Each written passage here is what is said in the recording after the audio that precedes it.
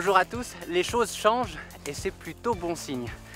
Toutes ces années, j'ai toujours dû faire un choix entre Calahuète et ma famille en fait, puisque mes enfants devaient rester en ville pour l'école. Donc tout le temps que je passais avec les gibbons dans la forêt, eh ben, c'était au détriment du temps passé avec ma petite famille. Mais les choses sont en train de changer. Avec moi, Yandro. Hey, hey.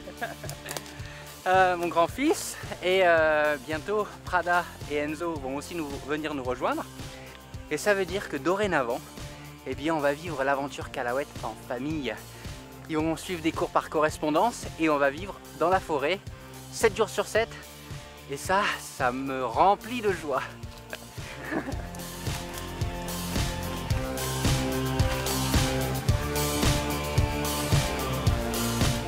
Et donc pour cette virée en forêt, il y a Andrew, mais il y a aussi Tania.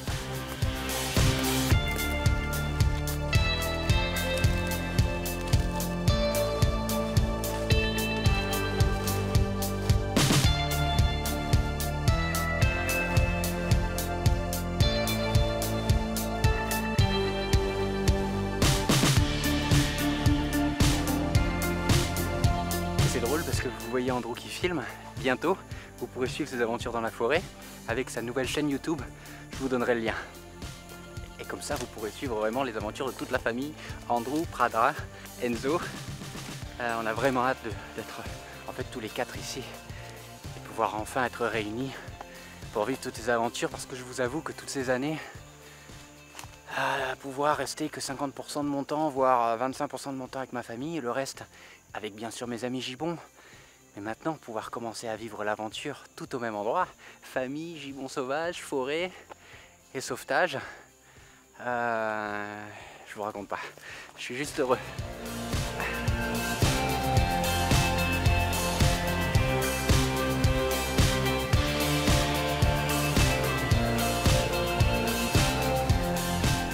Ce figuier est vraiment exceptionnel, complètement creux en son centre. Il forme une forme de squelette, alors que c'est pas du tout ça.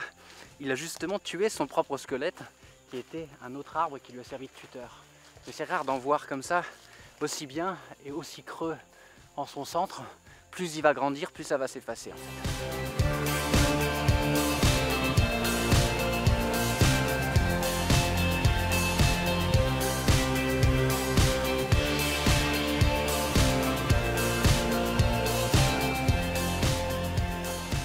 Pour Tania, c'est aussi une phase d'entraînement parce qu'il est hors de question qu'elle parte après du gibier. Donc c'est pour ça que depuis que je vous l'ai présenté, il y a eu quelques épisodes avant que vous voyiez Tania avec moi en forêt, parce que petit à petit, je l'habitue à certains ordres, et surtout dès qu'elle lève quelque chose, qu'elle essaie de suivre un animal sauvage, je lui demande de s'arrêter. Il faut absolument qu'elle réponde au doigt et à l'œil. C'est le cas aujourd'hui. C'est pour ça qu'elle peut commencer ses aventures avec moi dans la forêt. Parce qu'il est hors de question qu'on embête les animaux sauvages, évidemment. Rien que son odeur, déjà, va en perturber certains. Donc on ne voudrait pas vraiment qu'elle parte après un muntjac ou un cerf-souris, par exemple.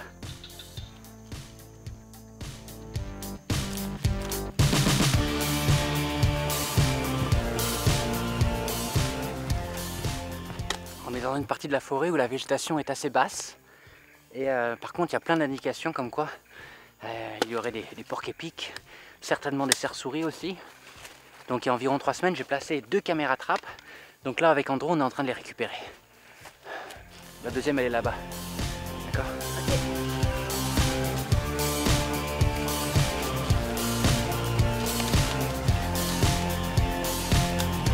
Il y a aussi quelque chose, alors je ne veux pas trop m'avancer parce qu'on n'est pas encore arrivé à le filmer. Il y a quelque chose avec Andrew qu'on aimerait bien vous présenter, quelque chose d'assez gros, qui vole, mais qui n'est pas un oiseau. J'en dis pas plus, si jamais on n'arrive pas à le filmer, j'aurais l'air d'un couillon.